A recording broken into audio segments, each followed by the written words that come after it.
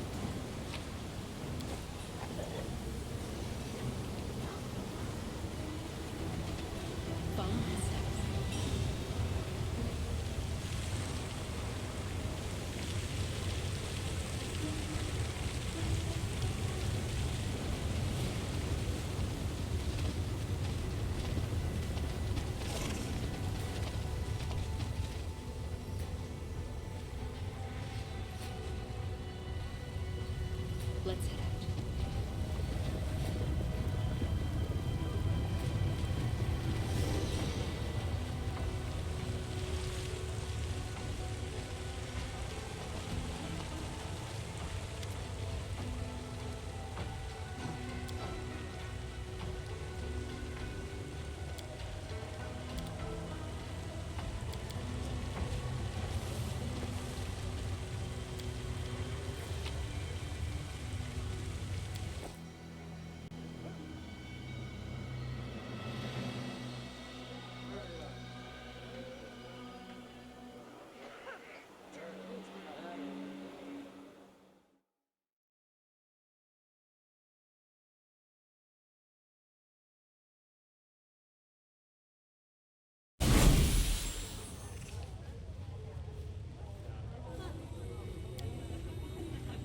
It went splendidly.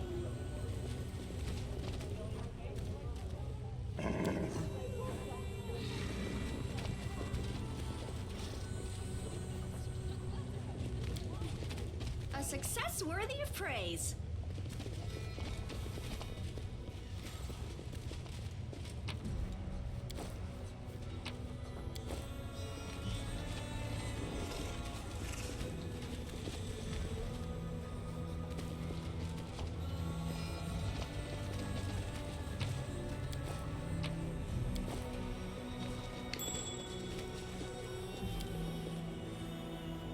I hope you appreciate this.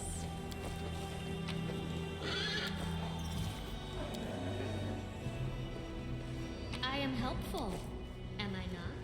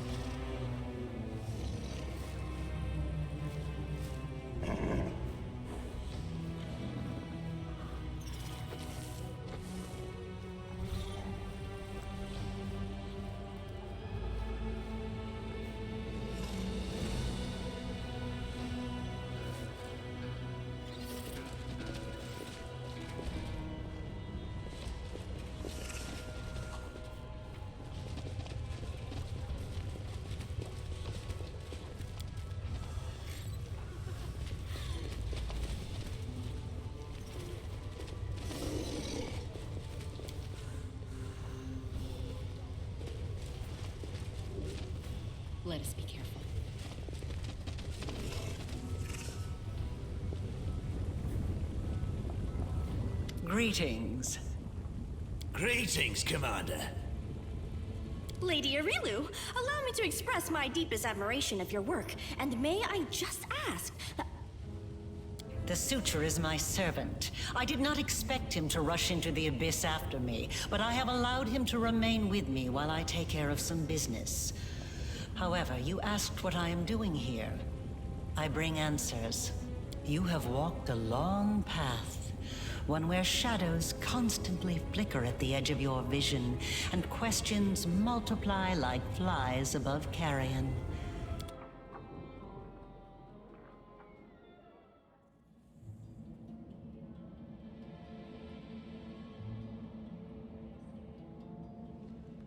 Day 16, Aridus 4715. Experiment, transformation. Subject, let's skip that. Objective, to embed the essence of a Nahindrian crystal in the soul of the subject. Expected result, the essence will coalesce with the subject's soul, which will ready itself for total transformation, triggering the concomitant powers. The time has come to put my plan into action.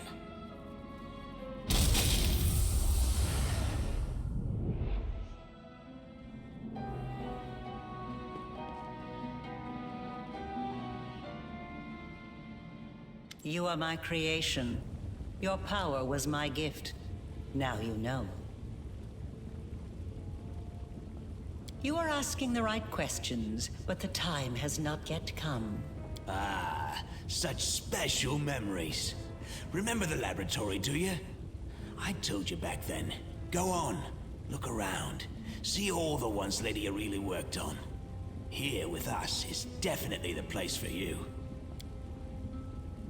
Your power is of the same kind as that of Nulkineth, Jeribeth, and the other demons that you have met. The power of the Nahindrian crystal dissolved into the blood lies within your soul. I have already hinted at this to you once before, when I left the essence along with the lexicon of paradox in my old laboratory, and ordered the suture to make sure the gift found its way into your hands. But there is more. Do you remember when you were taken to Canobris with a wound that would not heal? Do you remember how Terendelev apparently healed you? That was merely an illusion. The dragon was only able to temporarily dull the pain. In fact, it was I who saved you, when I came to you in the caves and implanted a crystal within you. No, saved is not the right word. Your wound is still not healed. That is why your wound weeps blood from time to time, every drop of which burns your enemies.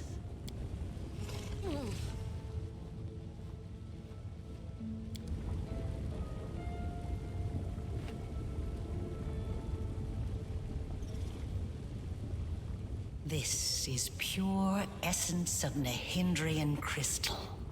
My invention is far superior to the crystals used by Xanther, which were barely refined at all.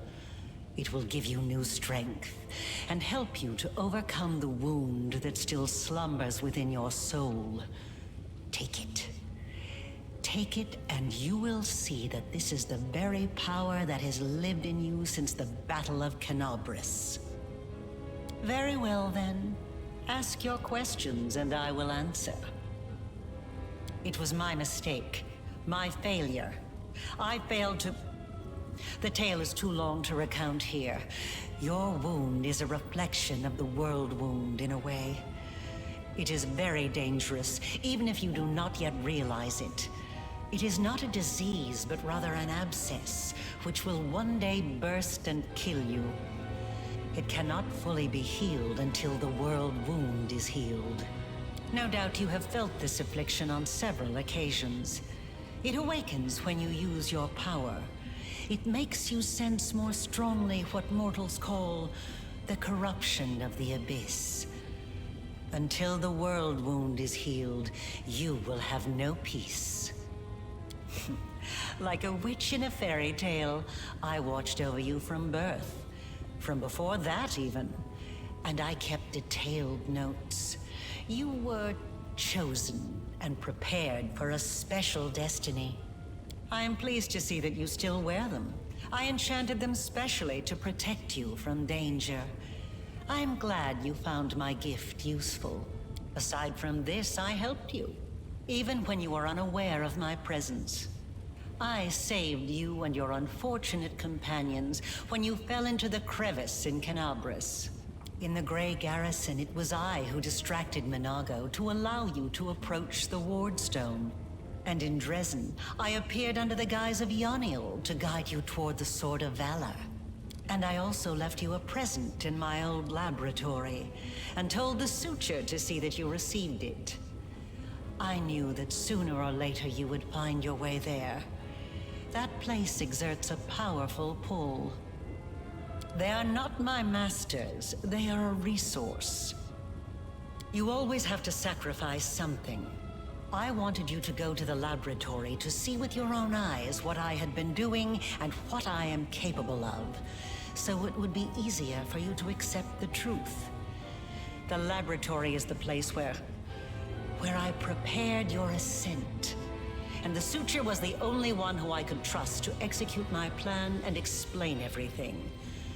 After all, he too once experienced rebirth at my hands. And that is why I was willing to risk his life. I see I am not the only one making observations and drawing conclusions. You are analyzing me. That is commendable. Nahindrian crystals are formed from the solidified blood of demon lords. Their properties are not well known, even among the inhabitants of the Abyss. And there are reasons for this. Acquiring the blood of a dead demon lord is very difficult. After a demon lord dies, their body is instantly absorbed into the Rift of Repose. Only the Lady in Shadow knows how to kill them in a way that allows her to preserve the bodies of her fellow lords and transform them into a solid state. That means that Nahindrian crystals cannot be obtained anywhere other than the Midnight Isles. Or rather, it was impossible until recently, when I managed to experimentally obtain a crystal from the blood of a still living lord. You saw the result. A dagger made from Deskari's freshly shed blood, which I left for you in Canabras. As regards the use of the crystals, that is a discussion that would take time, a very long time. Someday I will finish my groundbreaking treatise on the transformation of Nahindrian crystals, although it is unlikely I will ever publish it. Not just any creatures, demons and half-demons. The soul must have a stable connection with the Abyss in order for it to receive the power of the crystal. Experiments involving tieflings and mongrels failed because the voice of the Abyss was not strong enough within them. Your soul. I changed myself by knitting my soul together with the essence of the Abyss. And I changed you. Do you remember the fits of rage that began shortly after Deskari's attack on Canabras? This is how the second half of your soul manifested itself. Not yet fully aware, not yet awakened. It's a pity you did not choose to let your demonic nature take hold. The result would have been most impressive. All those arrogant crusaders, those knights with their eyes ablaze, those pious priests. They have installed at the head of their magnificent army a scion of the Abyss. The creation of the architect of the world wound, whom they so revile. Both, and neither. I have served both Deskari and Baphomet, and not merely as the lowest in the pecking order. But I do not think you'll be surprised when I tell you that to me, both of these mighty lords are merely convenient temporary sources of power. And their time is almost at an end. But the Lady in Shadow is different. She is the preeminent ruler. Soon you will understand this for yourself. Yes, because I taught Xanther and the other servants of Baphomet and Deskari the earliest version of this transformation ritual. I spent decades perfecting it until I obtained the power that I gave to you. Power in its most purified form, cleansed of the filth and chaos inherent within the original blood of the demon lords. Your power is as pure as thrice distilled water, but it resonates with other powerful sources of supernatural power, such as the Sword of Valor. And your power can change. You must have realized this already. You have shaped my gift into a form that you yourself have chosen. You are seeking answers, trying to understand the crux of the matter. That is good. Patience. Before we continue, I want you to receive your power.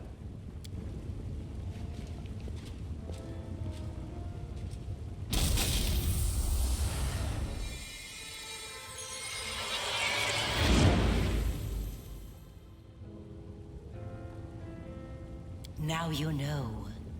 You truly know. Enough! Enough of this madness! I was blind. O Lady of Heaven, how blind I was.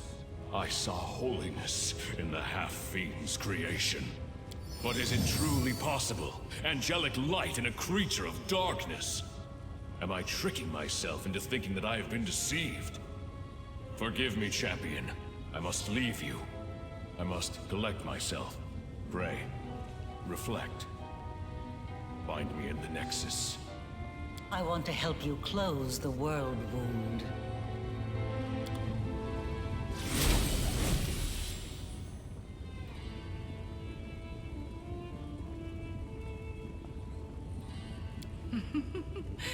You were about to say, we are going to close the world wound, weren't you, Aurilu? I see no reason to continue deceiving this mortal. Now, I am convinced that she is quite worthy of serving me. I will even reward her with a modicum of knowledge about the events in which she is about to take part. Greetings to you, Our Lady in Shadow. It's nice to see that even surrounded by mortals, you haven't forgotten who your mistress is, Arueshalae. You may rise. I didn't mean to. I don't know why I did it.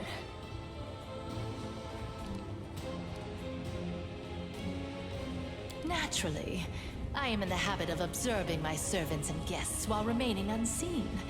Their private thoughts fly most eagerly from their lips when they believe themselves to be unwatched.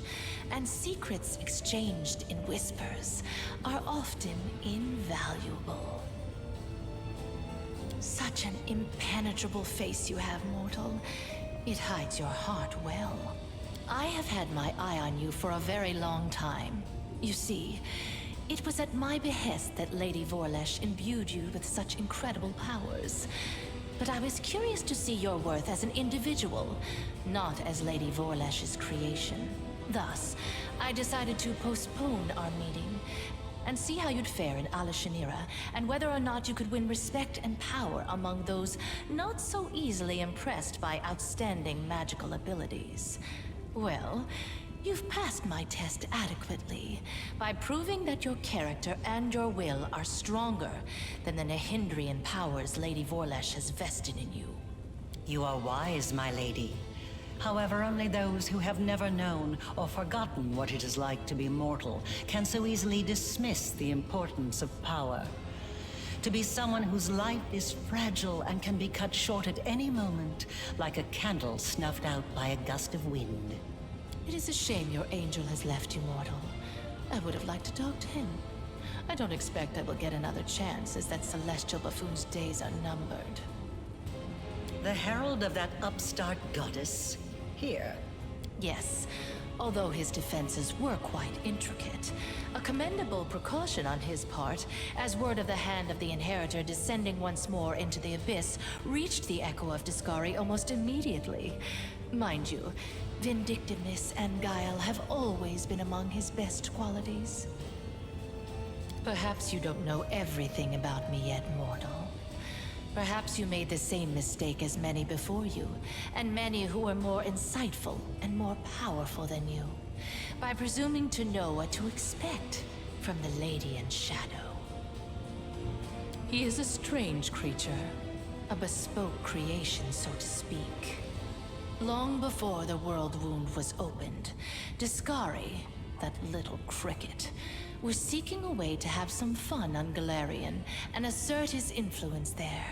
One day, he decided to gather a few strong mortal followers, fuse them together into one being, and pump that being full of his own power, in the belief that something worthwhile would come of it. That is how the Echo came to be. To the great dismay of both the Echo and the Lord of Crickets, the Echo was greeted by Eridan, protector of humankind. Eridan gave the Echo such a thorough thrashing, the whole Abyss thought him dead. And yet he was not. Cricket, the younger, is alive and well, though I cannot say the same for Eridan. But the Echo remembers his humiliation still. He hates anything and everything related to Eridan, especially his inheritor, Iomedae. Her heralds, her priests, her temples. He would hate Iomedae's pet pug, if she had one. Envy, humiliation, ego. The usual playthings of little boys from all planes and realities.